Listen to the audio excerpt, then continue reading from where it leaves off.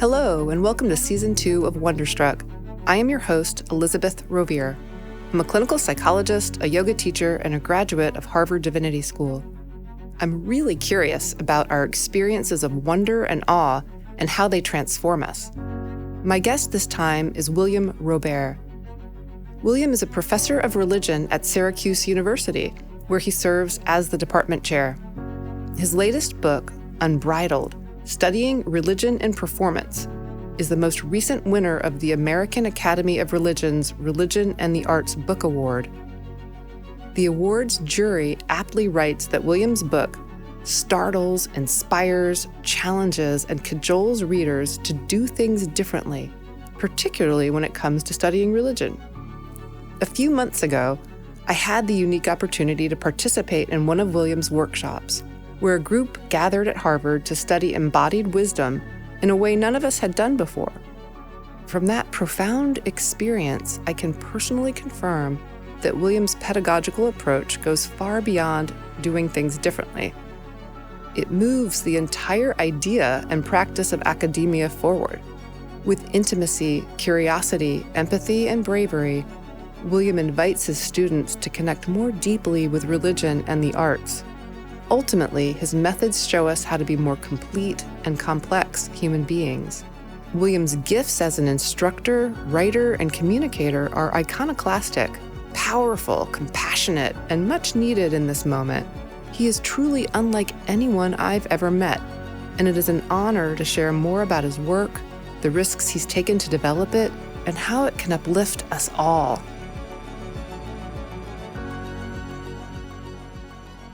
So welcome, William, and thank you so much for being with us here today. It's really a pleasure to have you. So William, for our audience, is a professor, the chair of the Department of Religion at Syracuse University, and an actor. William teaches on tragedy and embodied wisdom and religion through studying plays. And he's also been doing workshops on embodied wisdom that we're hearing we're hearing that you might be venturing into teaching such workshops with businesses and startups and even corporations, which could do with learning about wisdom. So William and I met at our symposium on wisdom and pedagogy this past summer in France, and then most recently at a workshop on embodied wisdom at Harvard University, just in January. So before we start and I ask you a bunch of questions, you look at wisdom and styles of teaching and pedagogy. Just for people to know that pedagogy means methods of teaching. Mm-hmm. And wisdom, I will leave that up for a question. So one of the things that I wanted to start with is that you've really introduced a new and unique style of teaching and engaging material. And people come from your classes or talks and workshops, and they say things like, wow, I can't believe that I actually did that. You know, you walk into a class and you think you're going to be sitting there learning something, but you don't really realize that you're going to be kind of woken up into creating and doing things that you didn't know that you could possibly do. I had that experience in your class where I felt like really engaged and alive and like having lots of energy, and like the time passed so fast. I mean, the workshop was like for 4 days for 2.5 hours. And every day I would be like, what? I was like, is it really over? It felt like it was a half an hour or even just a few minutes, because it's just constantly in the present moment.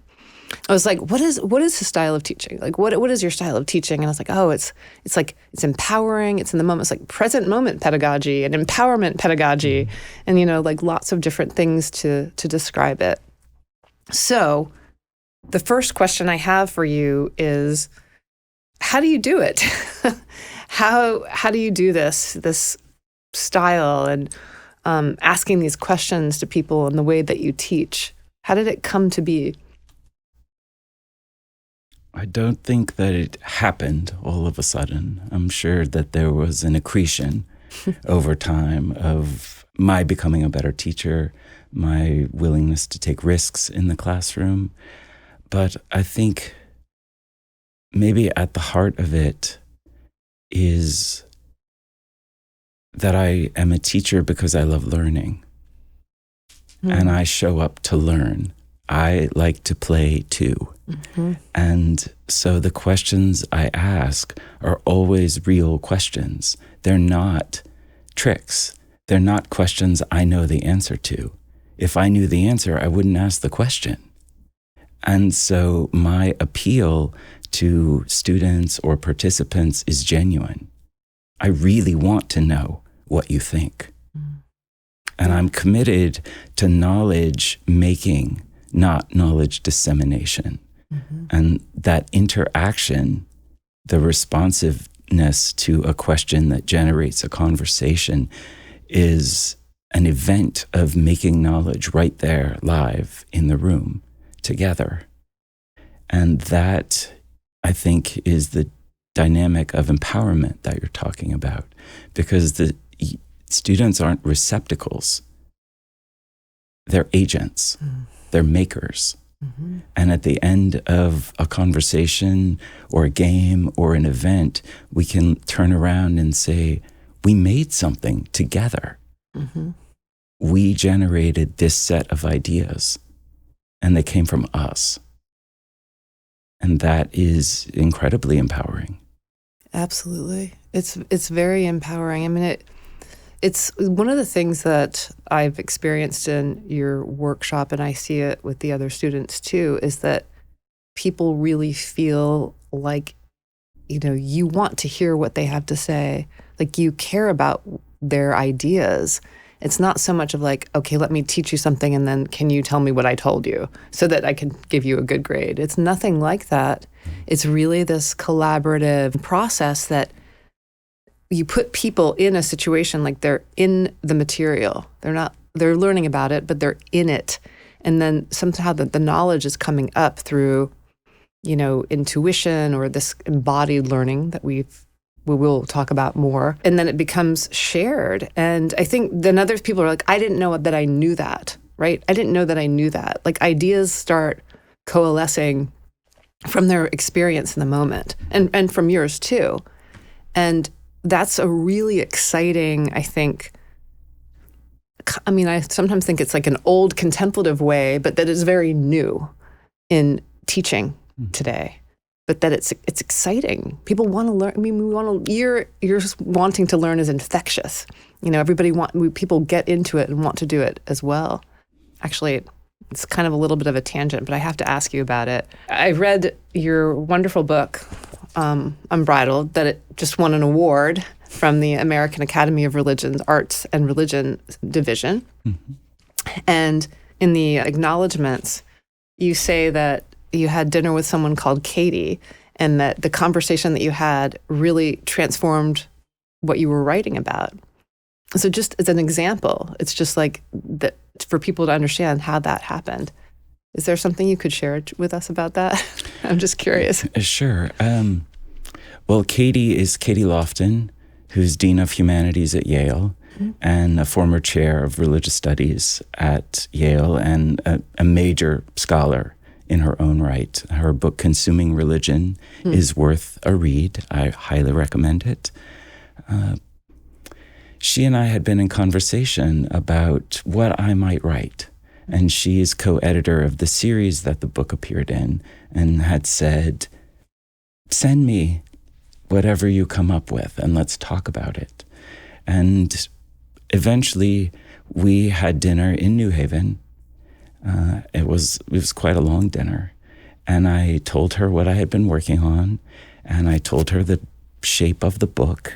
At that point, it was going to be a 6-chapter, fairly traditional book that had lots of footnotes and long chapters and all the rest of it. And Katie said, you have a chance to do something that very few of us actually get to do, which is to write as close to a primary source as possible. Oh, wow.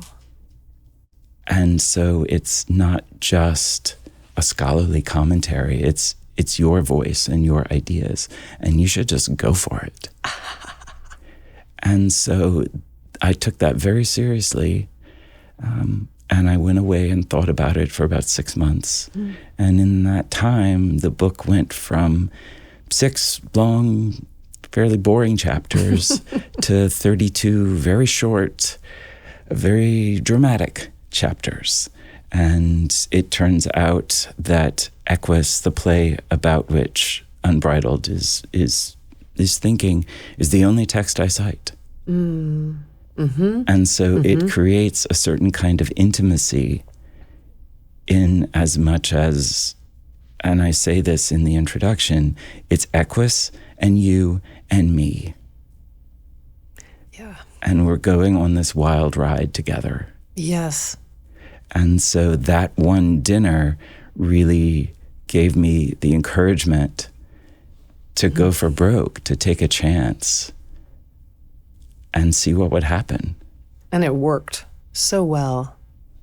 And you're getting an award for it. It's very kind of you to say. Thank you. It was a lot of fun to write. It was hard work. Yeah. But it was really enjoyable. I really loved the process of writing, the putting together of the words and making all of the little sentences, because I'm a big fan of little sentences. 6 words in a sentence is a lot for me. And but I love that process. And so it was really a joy to be able to give myself free rein and to just see where I would go. And to my surprise, someone published it, just like I wrote it, and didn't ask for any changes, because the book doesn't really play by a lot of the rules that traditional academic books play by. What do you mean by that exactly? Can you help us understand like how it's not playing by the rules? Most academic books have pretty heavy cover charges. And that is, you have to know a whole bunch of other discourses in order to really get the heart of the argument. If you're going to read this book, you have to know something about this and something about that and something about this, because all those things are going to be cited in a fairly elliptical way. And so you have some reading to do before you do this reading.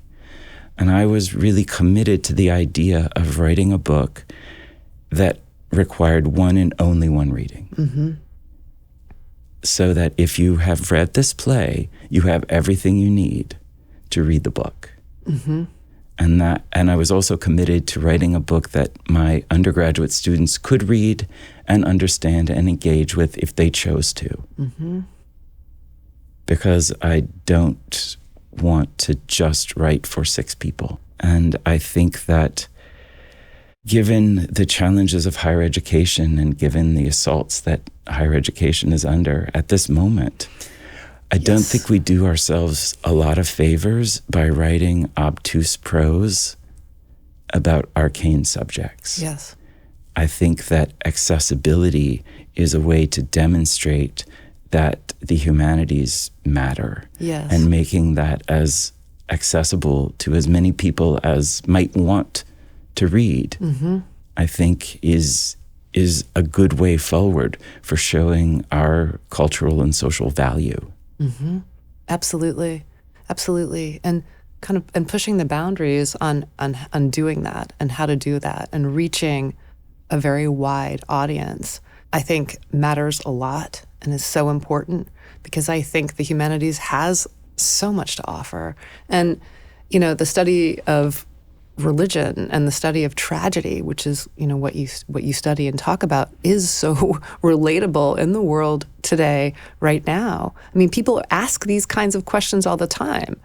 And to have sources to go to, things to think about and talk about in a way that's relatable is so meaningful and important. And I mean, it's part of what Wonderstruck is about, wanting to bring, academia out of the towers and talk about it, because people that are not in academia are talking about it. They should have access. It would be great to have access. Like picking up this book, like all of us, there's like 3 or 4 of us that read your book. And, no one is a professor or knows, is like, oh yeah, Jacques Derrida, like, like sort of like, who's that again? Remembering some of these things from that I would have think that I don't have to know about to read this. It's written in the way that you engage your workshops that feels collaborative. You talk about like a collaborative adventure, and we're doing this together. Like I feel like I'm hanging out with you and we're talking about important, interesting things. And you're asking questions in this book that make all of us, think in regard to our lives. I was talking to Travis, who is on our Wonderstruck team, and both of us were very captivated by, there's a question in your book that I'm just going to go to right now where, and you can help correct me on this, but one of the worst things a person can do is take away someone's worship or take away someone's devotion. And that's something interesting to think about. First, what am I devoted to? What do I worship? It doesn't have to be religion, right? Mm-hmm. And to have someone take that away, within what context? To make it fit rules, to make it normal, to make oneself normal? I mean, these are kinds of questions that are upsetting, and that are happening. And that's just an example from a chapter in your book. So I don't know if you want to talk about some of these things that you've brought up in the book like that, or what that means to you. You talk about that a little bit, worship and devotion. Mm-hmm. The question that you're referring to is a question that's in Equus and is really, on my reading, at the heart of that play. Mm. When the psychiatrist who's treating this young troubled boy says, "Can you imagine anything worse you can do than take away someone's worship?" And his answer is no, I can't.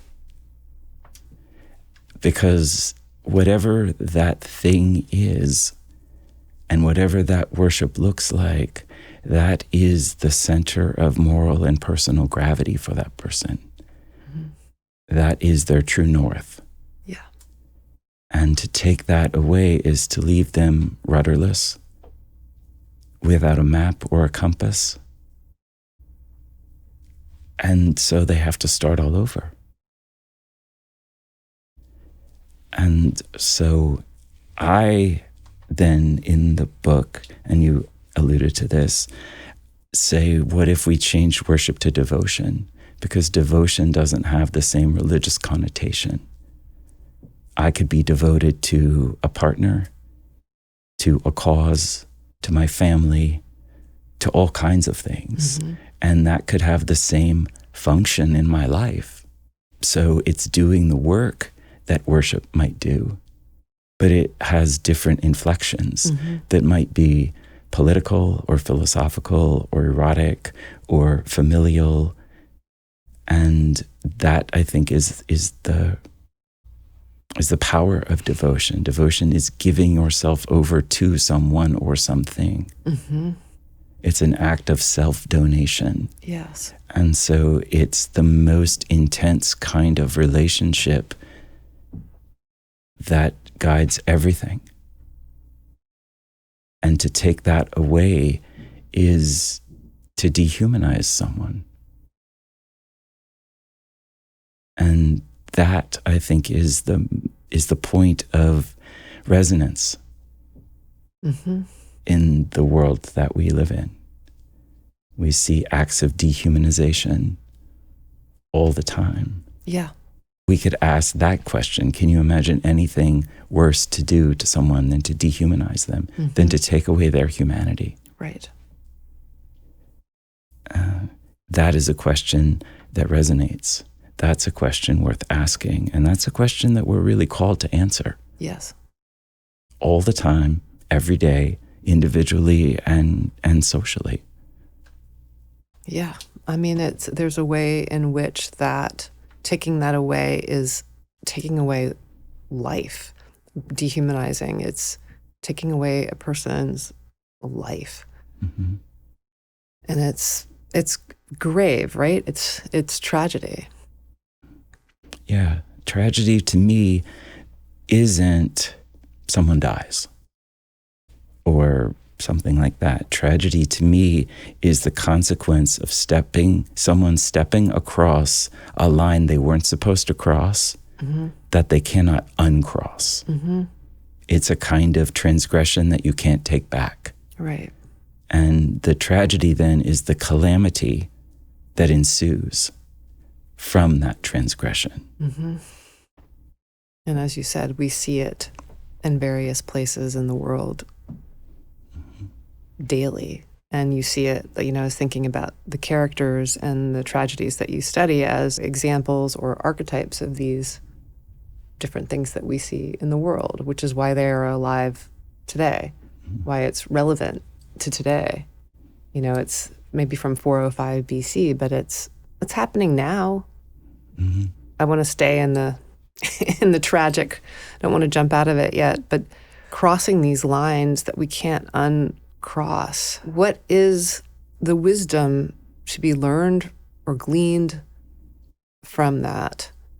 And is there always a casualty? And like you said, I'm not necessarily talking about death. It could be kind of horrific or torturous pain.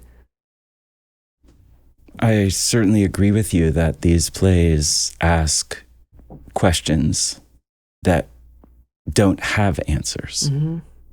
And that's why they remain. That's why they're still being performed, because they need answering over and over and over by different people at different times in different cultures, facing different circumstances. Some of the work, the cultural work that tragedy does, is it re-raises these questions. And in confronting tragedy, we confront ourselves. Because the questions that tragedy asks us are deeply personal questions. The question that the play Antigone asks, really at the heart, is, what are you willing to die for? Or alternately, what are you willing to do for family members? To what lengths will you go to do what you think is right and necessary for your family? Right. In the context of someone else telling you it's not right. Exactly. In the context of someone else telling you, if you do this, you will be punished. Right. That's a question that we're all asking all the time. Yeah. And to have to confront one response and ask ourselves, would I go that far? Would I do that? What would I do in that situation? Yeah. Is really a personal reckoning. And that, I think, is what tragedy presents us with. It holds up a mirror, and it doesn't ask us for a kind of ethical abstraction. It asks us for an urgent response. What will you do? You don't have time to think, debate. You have to act. What are you going to do? Yeah. That's the pressing dimension of tragedy's questions. And so really what we're facing is not only ourselves, but the space between desire and value that we live in. Do we really value what we say we value? Do we want to do things that are contrary to those values? How much overlap and how much distance are there between what we want and what we say is important? Right. Right.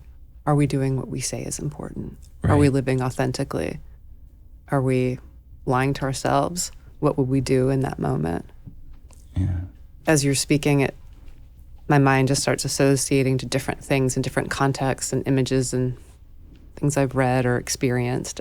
One of the things that comes to my mind is that, I think we can see it, but also like mental health experts are telling us that there's a falling apart of community and everybody's really lonely, or more so than they used to be, and separate. And, we could argue why that is, but the point is that people long for a sense of community, and there's kind of a breakdown. And then in that context of community, we want it so much, and yet we're sort of quite divided and at odds with each other in various ways.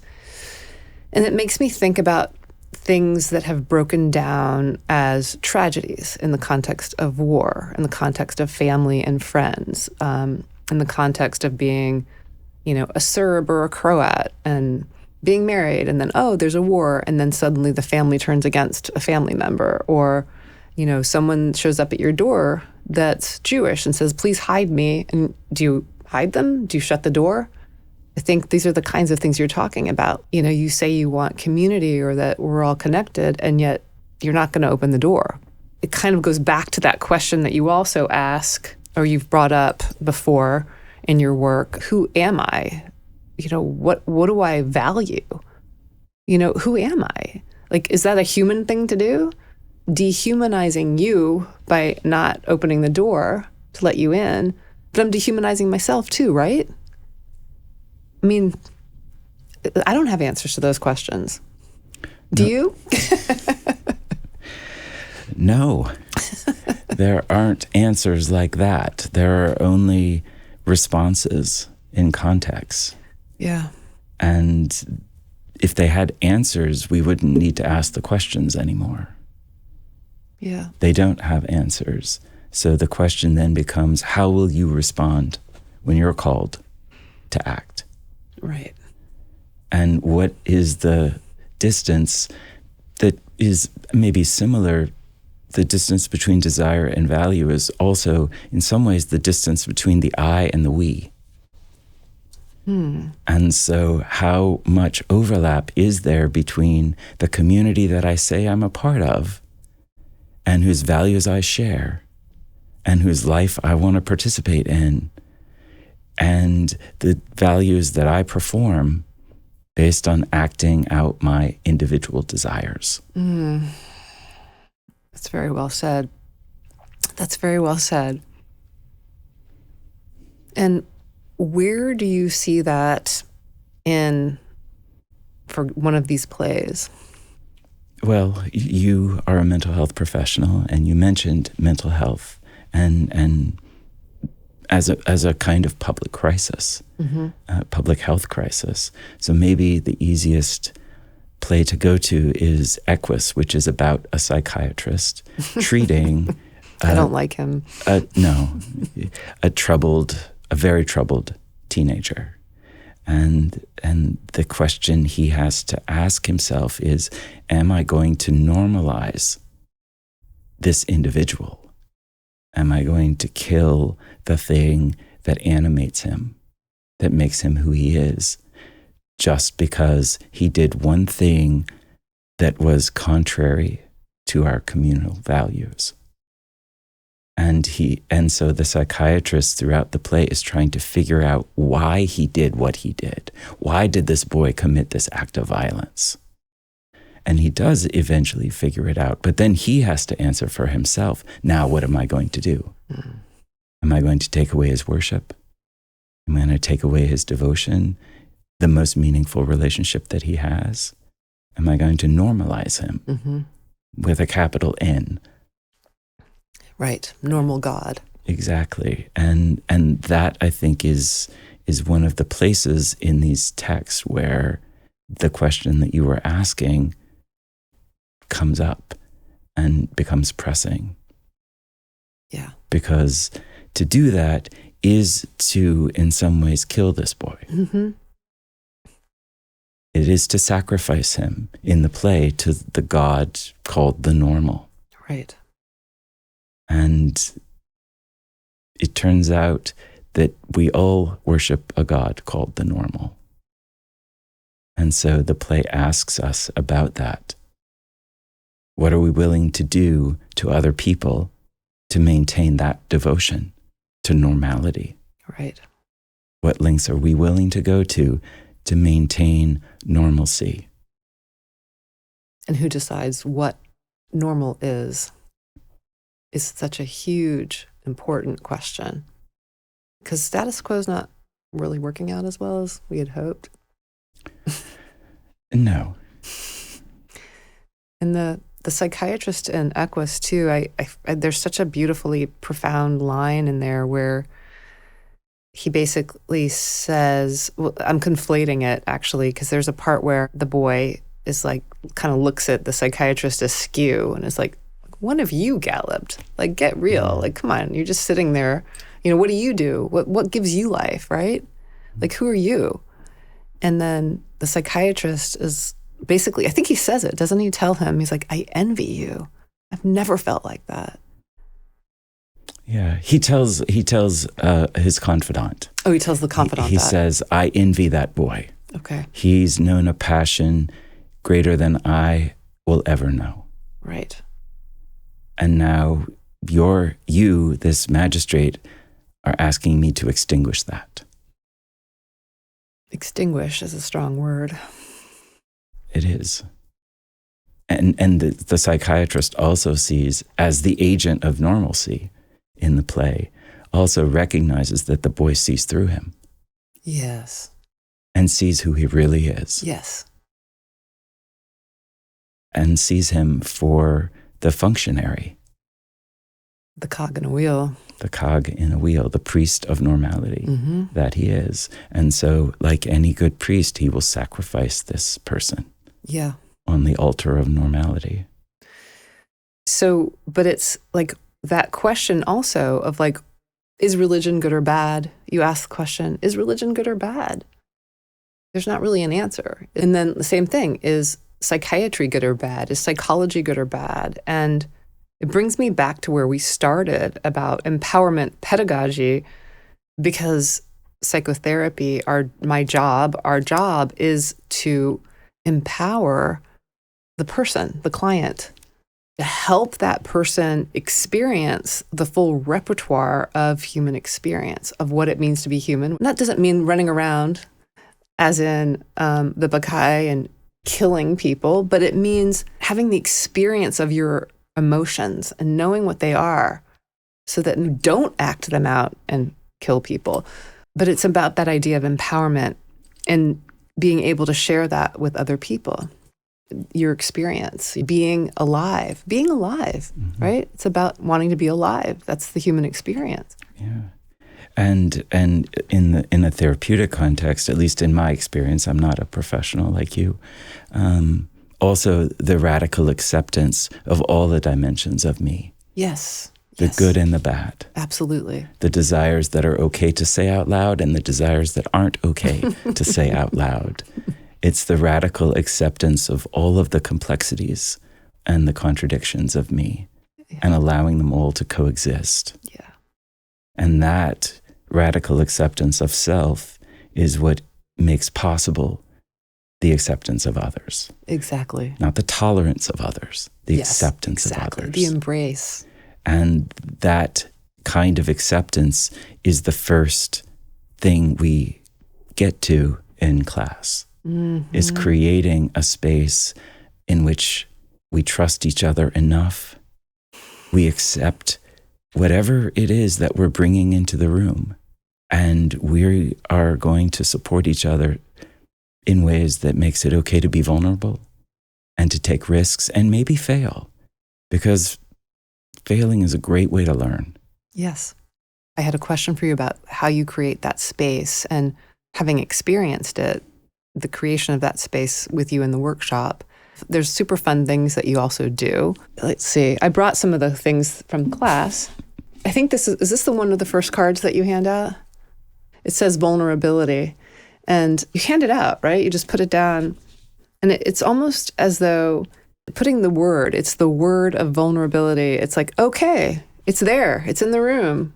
I can join that. I can join in on that.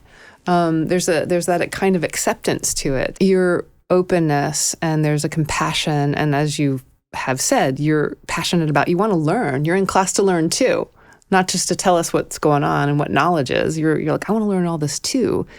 And you create this space where you really care about what people say. When you ask questions and people respond, you're just very present. It's that present moment aspect. So you gave us a box and different little things in the class, like gifts. And you gave us these 2 cards that were thank you notes. And you said, when someone does something cool or interesting in the class, write them a note. Don't show it so that everyone else sees it, but just give that note to them. And I did that once in our class. There was one person in our class that performed Prince that said, "Dearly beloved." I was like, oh my God, that was so cool. So I wrote him a note. And so this is what was striking to me. So there was a person in the class that was very good as a performer, as an actor. And it was super exciting to watch him perform. Now, in a traditional classroom dynamic, maybe I would have been like, oh, like, look at how good he is, and I suck, and like, I'm really jealous. I don't know if I can show up at class tomorrow. But instead, the invitation is to connect, write a thank you note. I feel joyful and good about giving him something that I know that he's going to feel good about, and it creates a connection. And then I can share in how great it was what he did. And it creates or lays the groundwork for celebrating other people's accomplishments rather than feeling envy. So it creates that space. And then maybe you can share more about it. Okay. Well, there's a lot in what you've said, so I'll do my best. I don't have a lot of rules for myself as a teacher, but I do have a few. And one of the rules that I have for myself, one of my pedagogical rules, is know why you're doing what you're doing. Mm. And that gives me a sense of conviction. We're not just filling up time and space. We're not doing anything just because. And I try and create a community in which it's okay for anyone to ask at any moment, why are we doing this? Not in a kind of, why are we doing this?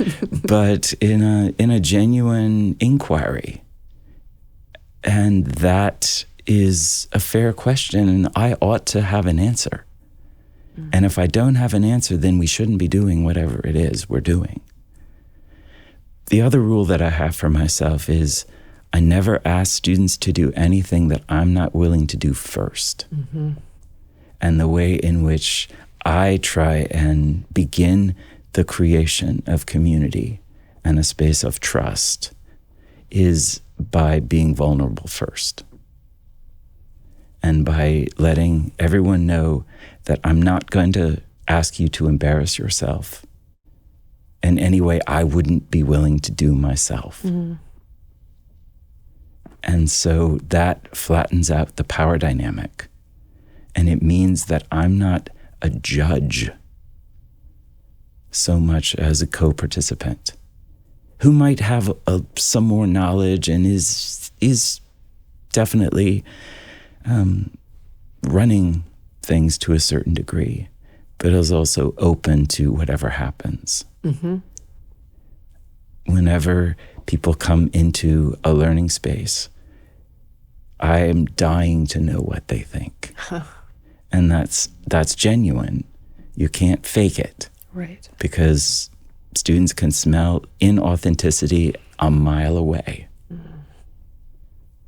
And I'm just, I guess, constitutionally lucky that that's how I'm wired, that I genuinely want to know what other people think. And I am always amazed when people have ideas that I never would have thought of. Mm. And that's the moment of knowledge creation in which I'm a participant. I ask the question, and then I step back and I listen to the responses.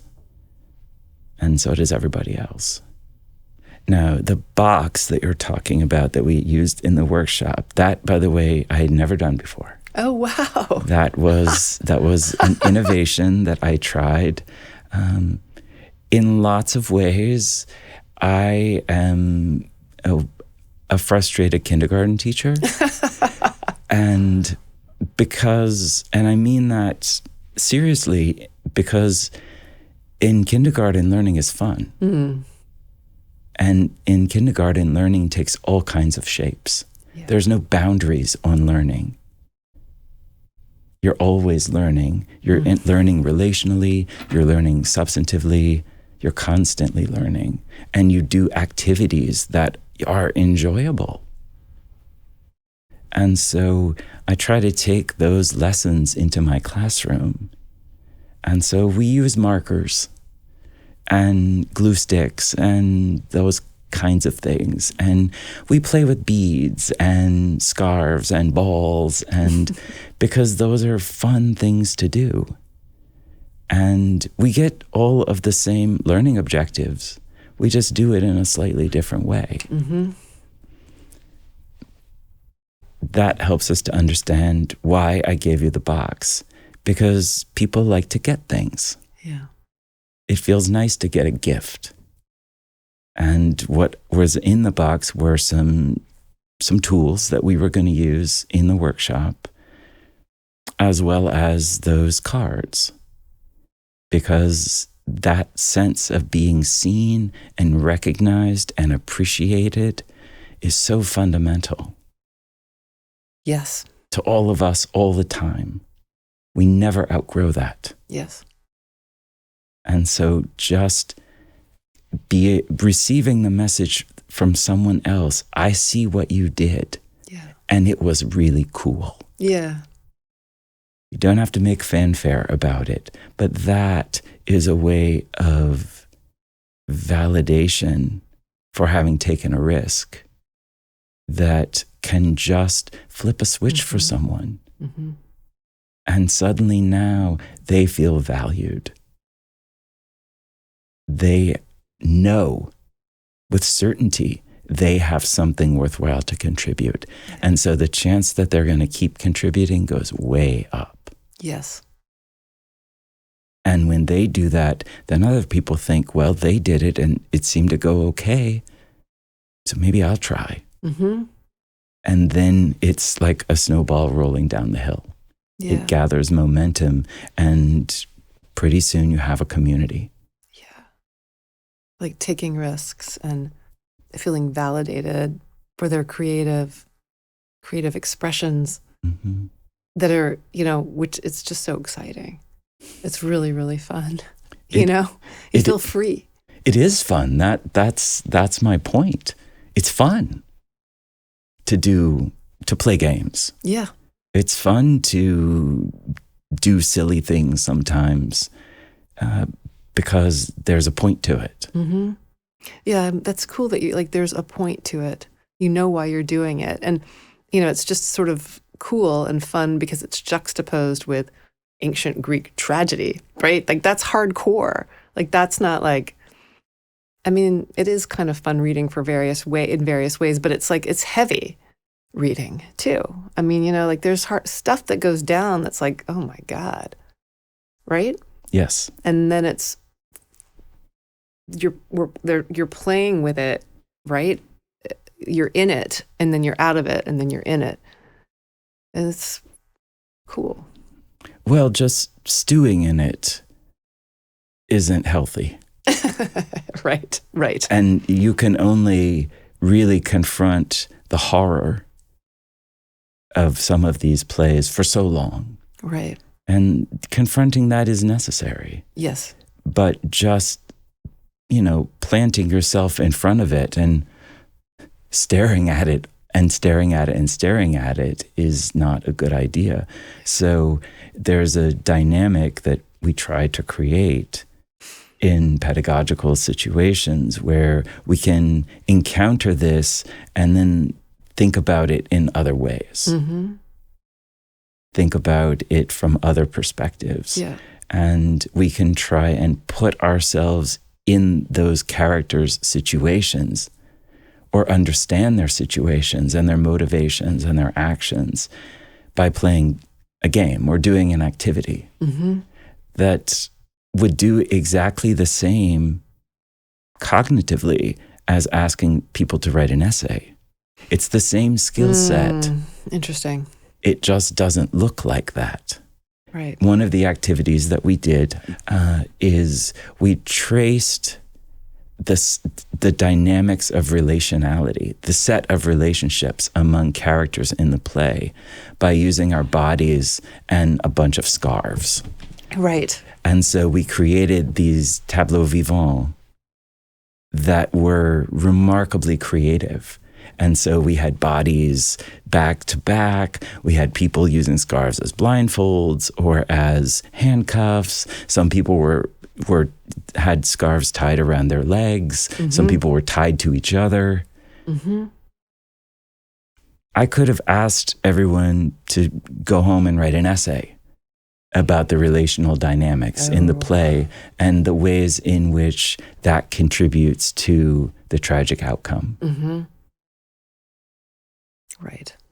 You learn the same amount. You just learn it using your body and in an activating way. Right.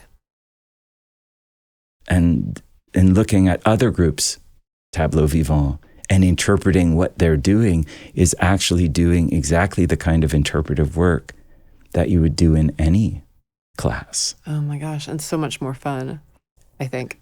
So much more fun and so much more live. Yeah. And invested because someone made that. Mm-hmm. Someone made decisions about their interpretations of how things are and then translated that into an embodied representation. Yeah. And then asked other people to make sense of it. Yeah. Yeah. I can imagine it right now as if we were there because it was really powerful. So one of the experiences people will have in your workshop that they feel the sense of vibrancy and just sort of like the charged atmosphere, like when it's lightning and thunder outside and it just you feel that sort of charge. And I have felt that, like even when you spoke at the symposium, I was like, I feel like there's energy in my hands. I feel tingling. And, John had said, I feel mesmerized. And so going back into that moment, for example, this play that we had read called Bacchae by Euripides from 405 BC. So the god is Bacchus or Dionysus, right? And you said, okay, create this dynamic with the people in your little group and the scarves and everything. And so we had, Bacchus, the god. Someone was Bacchus the god, and then someone else was the followers or the Maenad or the Bacchae, right? And so we had the god standing on a chair, Bacchus, and the scarf tied around the ankle of the god held by the followers. We did it because we were just doing it. We didn't know why we were doing it. It was like, okay, but they have to be connected. He's on a chair, tied to the ankle, holding on. And then you come over and you're like, look what you've done. You've created this dynamic where, the god could be pulled down by the followers. But the followers were also tied to the god. And we didn't even know we had done it. But it was also like that kind of like body-based knowing or kinesthetic knowledge that's happening, intuitive. And there it is. It's not writing an essay. It's happening in the moment. Mm-hmm. And I think that's what's really cool about different styles of learning. Mm-hmm. As I wanted to just give that example. Yeah, that's a great example. Thanks for sharing it. It's easy for me to picture exactly what it looked like. Mm-hmm. That's an example of making knowledge, of generating an interpretation that is a piece of knowledge that exists because people work together and they thought creatively and they did something. Yeah. And my job as a teacher is largely to come behind you and say, look what you did. Mm-hmm. Look how cool that is. Yeah. And to unravel all of the decisions and the complexities in what you did that you might not have even been aware of. Exactly. Yeah, exactly. You were aware of them, maybe not consciously. You had an intuition. But to me, intuition is just thought that goes too fast. Mm-hmm. And you can back up and unpack it and explain to yourself later, that's why I did this. That's why I had this intuition. I can unravel it. But in the moment, your thought just goes faster than you can track. Mm-hmm. Yeah. And you lean into it. Yeah. And you trust your intuition. Yeah. And then I come along and say, look what you did and look how cool that is. Mm-hmm. And there are all these dimensions. And then it creates the same kind of dynamic as the cards or in class. It's a way of saying, without saying it, you're really smart. Mm-hmm. You have very good ideas. Mm-hmm. And I value them. Yeah. And then it just builds on itself. And then the next group says, well, then now look at ours. Yeah. See what we did. Yeah. And because we're talking about a play and because the kind of space that we're working to create is one that doesn't have right and wrong answers, yes, we can celebrate the diversity of responses. And everyone can be right in that sense. And you can look at another group's response and say, oh, we didn't think about that, but oh, that's totally right. Yes. Oh my goodness.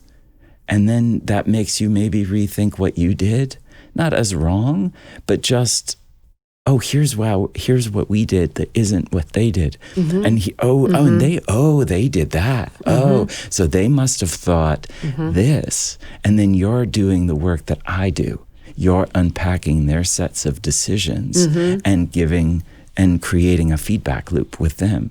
Right. And then it goes on and on and on. Yeah. So that eventually I can just stand in the corner and let you all do the work that you are empowered to do and were capable of doing all along. You just needed the opportunity. Yeah. What you're describing as I'm listening to, it's like that's great parenting.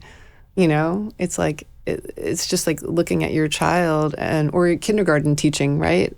Or being a teacher, period, or just being a great friend or a partner. Like really seeing the other person, empowering them, saying like, "Wow, I see what you did in an authentic way. Like it's really good. You know, I see that it's this, this, and this," and the person feels seen, validated, you know, the creativity starts to become more. It's the opposite of neglect, right? It's flourishing versus just shriveling up. Mm-hmm. And providing that environment, I mean, it makes all the difference in the world. It really does. That is life-changing. You know, people talk about it, yeah, sure, maybe it's you had a great dad or a great mom, or maybe you had that teacher that changed your life because they could see what you could do. And you became whatever you became later. You know, it's like it's beautiful. And so there's two questions. I'm curious, in the Bacchae, right, one of the big deals is that God shows up not being seen, like saying, why are you seeing I'm a God? You know, you say like, why can't you see what I can do? Like you're causing me this, I could do all these things and you can't see me unless I put on my fake clothes as a human. It's like, it's the same idea, right? Like I want to kind of circle back, like that is why it is relevant today, because we're talking about how we engage each other and see each other and empower each other. And it goes back probably earlier than 405 BC. Mm-hmm. So there's that piece that I think it's interesting, right? And then where did this happen? How has this happened for you? Did you have a great teacher, or was there someone in your life that kind of like, well, and maybe one of them was Katie. You know, it's like, I see what you could do. Go do it. Mm-hmm. And did that kind of circle back to have you bring it into the classroom in this way? I'll respond in the order in which you asked Sorry, it was the questions, and hope I remember them. The question that the Bacchae confronts us with is, what does this god Dionysus want? And my sense is he doesn't want what a lot of gods want, which is reverence and obedience. Because he could get that if he really wanted to. What he wants is a recognition for who he is. And he makes every attempt to try and get that in the play. And at some point, he realizes he's not going to get it. And then he exacts retribution. And it's horrific retribution. The Bacchae is as tragic as tragedy gets. But it's based on this fundamental desire for recognition. To be seen, to have someone say, you are who you say you are. And I validate that and I accept that. Yeah. Which also means I accept you. And your need for recognition. And your need to be who you are and to have a community. Because part of what Dionysus's recognition means is recognition as part of a family. Yes. Recognition as having the parents he says he has. Of being connected to this group of people who he desperately wants to accept him. And having a home. And having a home. That, I think, is one of the questions that isn't as present on the surface of Bacchae. But I agree with that insight. That's a great insight. One of the questions that it presents us with is, where is your home? What does home mean to you? And what do you do if you don't have it anymore? Not a house, but that sense of acceptance and community and connection. Yeah. And unconditional whatever. Right. The unconditional that comes with home. Home is the place you can be absolutely yourself and not have to fake it or worry about being judged. Yeah. And that is the question, one of the questions that Bacchae presents us with. Yes. That's also, in a certain sense, one of the questions that religion is asking us. Because one of the things that religion wants to be and is for a lot of people is a home. That kind of home. That place where they are accepted and valued and they can be exactly who they are, exactly who they want to be. Where their sense of themselves and everyone else's sense of themselves are perfectly synchronous. Yes. That, I think, is one of the most powerful questions that play asks us. I'm just wowed by that insight that you had, that's one of the questions that this play is presenting us with. That's the kind of, the interaction that you and I just had is the kind of interaction that as a teacher I live for. When someone says something that's just so stunningly smart that I just kind of, I'm like, that's better than what I have to offer today. And yet it's coming from what you offered. It's in relationship. It's in relationship. But it was your thought. I appreciate you saying that. It's like, yes, we're having that experience that you bring to the class. But I feel like I want to take the compliment. I want to take it in, but it's also like it really does come from the context that is provided.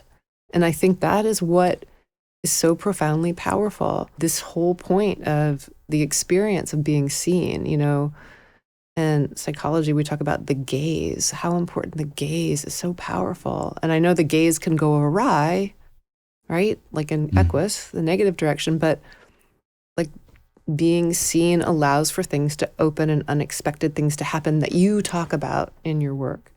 Yeah. It's very fascinating to me as well because the question of home and, being seen and religion and, if it goes the opposite direction, not being seen can feel so destabilizing and humiliating. Like instead of what you've done is so cool and awesome, what you've done is like I can't even acknowledge it. Let's make it not exist. It kind of goes back to that place that we had started with. Yeah. Humiliation is the opposite of empowerment. Right. And that's a way to ensure that that person does not participate again. Yep, you're out. They're shut down. Yeah. I don't ever want that to happen. I'll give you a kind of a metaphor for the way that I think about my job as a teacher that maybe will help to illuminate this. I feel like my job as a teacher is to build a sandbox and to make sure that that sandbox is incredibly well crafted, really stable, with the best possible wood, all the edges sanded so no one's going to get hurt, and then to stock the highest quality sand in that sandbox so that it's the best possible environment for play. And then to put a couple of tools and a couple of toys in there. And I've created a safe structure that I know isn't going to fall apart. And I put the highest quality things I have to offer in there. And then what happens is bound to be okay. Yeah. Whether you decide to build sandcastles or have, or dig trenches or throw sand at each other, you're going to have a good time and you're going to do something cool and creative. And I can stand back and just wonder at what's happening. I don't have to direct people and say, now everyone, let's build sandcastles and let's see whose sandcastle is the best. Oh gosh, yeah. I can just trust that the environment is set up well and I've done my job. Yeah. And then whatever happens is good, is going to be valuable, is going to be fun. Yeah. And so then let's just play. It's perfect. It's wonderful. What brought you to the place of studying religion and tragedy? Like, what was your journey to get here? And then I just think this is such a cool and fun journey part that I know about. Like you went and got a PhD in religious studies, and then you went and trained as a formal actor, and then you brought it back to the class. And it's just so interesting. Did you know that you wanted to be an actor before you got your PhD? Or was there something about getting a PhD that you were like, I'm inspired to be an actor, or I got to get out of here. I got to be an actor? Well, I'll give you the honest answer, not the good one. The honest answer is I got a PhD. I got an academic job, which is amazing. It's a big deal. Because those are few and far between. Yeah. And I wrote a couple of books about Greek tragedy. And then two things happened almost simultaneously. One, I realized that I had fundamentally missed out on the performative dimension of these plays. I had collapsed them into texts. Oh. And I hadn't thought about what it would mean to have bodies act these out in front of other bodies, and how all of those interpretive choices would then have to be reinterpreted in the context of performance. Yes. And so I realized if I'm going to write books about plays, I better learn something about performance and acting. The second thing that happened right about that time is that I went up for tenure. Oh. And for whatever reason, at that moment, I felt like I needed to do something that I was going to be really bad at. And I needed to be a beginner at something. I needed to feel what that felt like and feel that challenge, which is the challenge my students feel all the time in class. And I thought, I know I can combine these things and I can study to be an actor because I'm going to be very bad at that. And sure enough, I was very bad at that. No way. Yes. Oh, come on. I've seen you. You're so good. And I worked very hard. Okay. And I learned. But at the beginning, I think the first time I had to perform, I think my teacher thought, what is this? What am I going to do with this? Oh my. She and I have since become very good friends and co-taught a class together. And so that relationship really evolved. Her name is Kathleen Baum. She teaches drama at Syracuse. Cool. And she is one of the teachers that really did inspire me. Watching her teach and being her student, but also having the lens of a teacher and seeing what she did, I thought, that's amazing.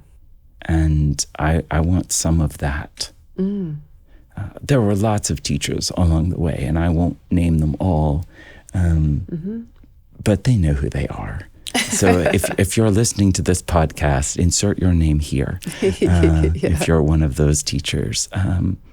I'm not going to name them because I would inevitably leave someone out. Right.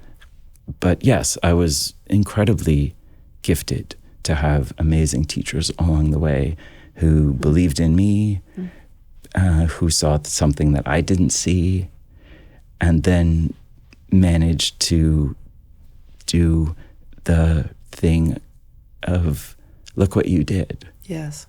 Did you know you could do that? Ah, cool. Because I did. Yeah.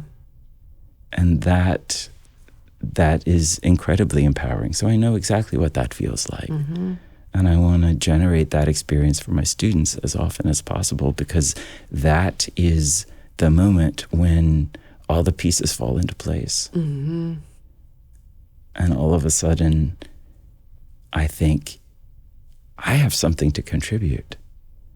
My ideas are worthwhile. Yeah. I'm valuable. I have things to give. I'm meant to be here. So let me give them. Yeah. And so what if they're not perfect? Yeah. And so what if not everybody accepts them? That's okay too. Yeah. Right. I feel valuable. I feel valued. And that's enough.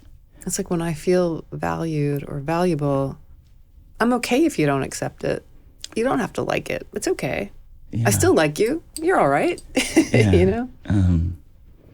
So the acting came later, and not as part of a master plan, as just something that happened along the way that I really leaned into. Yeah. And because it wasn't easy for someone who was used to being in front of a classroom and controlling the scene to then stand in front of a group of undergraduates, because I took classes with undergraduates, and be vulnerable. Oh boy. Yeah. One of the ways that I think about acting is being vulnerable in public. Yes. Being radically vulnerable in public, going to these places in front of other people and taking that chance. Yeah. And pushing yourself, or allowing yourself is a better way of saying it, to do it, knowing that you might not get there. Yeah. Yeah. But taking that kind of risk and being willing to fail, those are exactly the same things that I bring into my classroom. Yeah. And so the acting work really charged the classroom and activated it in the way in which we play theater games sometimes in religion classes as ways of learning, or we act out scenes, or we play silly games I make up, or whatever it is. It's the kind of dynamism that you would feel in an acting class, or that I felt in acting classes. And that I thought, this is really fun, and I'm learning a lot. That's the magic combination. Where does the idea or experience of wonder fit into your work, your life, teaching? My sense of wonder is leaning into a profound question and then taking a step back and giving space for responses. In a lot of ways, that's an encapsulation of what I'm doing all the time. Asking real questions that are relevant to whatever we're studying and relevant to whoever we are, operating on both of those levels at the same time. So there's this existential resonance. Mm-hmm. We're talking about the play we're talking about, and we're talking about other things too. Yes. At the same time. Leaning into one of those questions with real curiosity and a real desire to hear perspectives, responses, mm-hmm. ones that I know won't be mine. Mm-hmm. And then leaning back and allowing things to happen. Wonder precludes control. Yes. You can't have wonder if you're trying to control everything. It requires a letting happen, a letting be, and a receptivity to whatever the happening is. And then a capacity to celebrate that. Yes. And then ask the next question. Yes. That's, to me, is the cycle of wonder. Yeah. Yeah, that's beautifully said. And, you know, my mind goes to the experience of wonder and how people describe interactions with you in teaching. And the science of the experience of wonder or awe is a sense of tingling, a sensation in the body, you know, going down the spine and such. And I know people often say that about your workshops. It's like, I've just felt this vibrancy, this tingling. And it makes me think of that's part of the piece that you're describing as well. I would like to think that. That's kind of you to say. I think they also feel that because they're using their bodies. They're feeling it probably because they're standing and moving. Yeah. Yeah, that not too. Just sitting there. Yes, absolutely. And they haven't been reduced to brains. Right. Because the body is a pedagogical instrument. And they're using that, their whole body is activated because that's the instrument that they're using to learn. Yeah. The whole thing. Yeah, thank you for saying that. We miss that so much. We need that. The body is a pedagogical instrument. That's such a cool thing to say and put out there. It's so important. Well, we are embodied. Yes, aren't we? And we ought to embrace that as much as possible. Because embracing bodies also means embracing bodily differences and recognizing and including all of those differences as valuable, as necessary to learning as much as possible. Yes. If we want to learn as much as possible, if we want to access as much wonder as possible, we need as many different kinds of bodies and different kinds of people with different kinds of perspectives as possible. Yes. So I think that's part of why I think the body is so key to learning. Also because there are things we can learn better with our bodies mm-hmm. than other ways. Yeah. Yeah. And when we're using our bodies, we are inevitably thinking and feeling together. And so the intellectual and the affective and the corporeal dimensions are all mixed together. And that's much more powerful than just the intellect. Yeah. I mean, it makes me think of like the full repertoire of learning and like learning through movement and learning through dance and how these different aspects of ourselves inform the other and then we inform each other, and it's just a wonderful experience. It's not boring. No, it's not boring. I tried to be not that as much as possible. Indeed. That was William Rovere. Thank you so much, William. William's book, Unbridled, Studying Religion and Performance, is available now. Please come back next time on Wonderstruck, when I'll be joined by Emma Mumford, a best-selling author and host of Spiritual Queen's Badass podcast. For more information about Wonderstruck, our guests, and our events, check out wonderstruck.org. And please follow the show on Apple Podcasts and Spotify, and subscribe on YouTube. We truly want to hear from you with your feedback, your reviews, and ratings. You can also follow us on Instagram, X, TikTok, and Facebook at Wonderstruck Pod. Wonderstruck is produced by Wonderstruck Productions along with the teams at Bailey Newman and Freetime Media. Special thanks to Brian O'Kelly, Eliana Eleftheru, Travis Reese, Nikki Dindo, and Walter Nordquist. Thank you for listening, and remember, be open to the wonder in your own life.